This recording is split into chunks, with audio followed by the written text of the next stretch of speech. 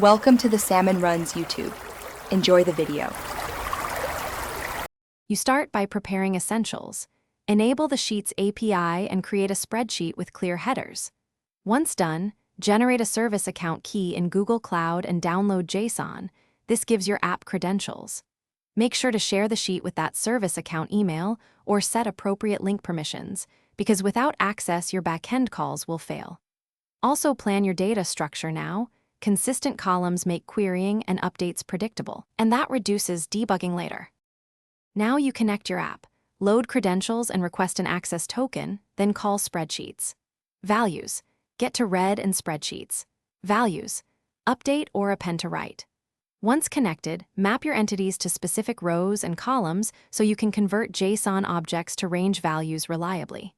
Make sure to batch multiple writes into one request to reduce API calls and implement retry logic with exponential backoff to handle transient quota errors. This keeps performance stable. Finish by adding input validation, row locking patterns, or a simple check-then write to avoid race conditions when multiple clients update the sheet. Once done, automate periodic backups by exporting CSV snapshots or copying sheets to another drive for recovery. Make sure to monitor quotas and usage so you can scale before limits hit. If something goes wrong, first verify the spreadsheet ID, range strings, and service account permissions. Those three are the most common culprits and fix quickly. Thanks for watching. Consider subscribing if we helped you.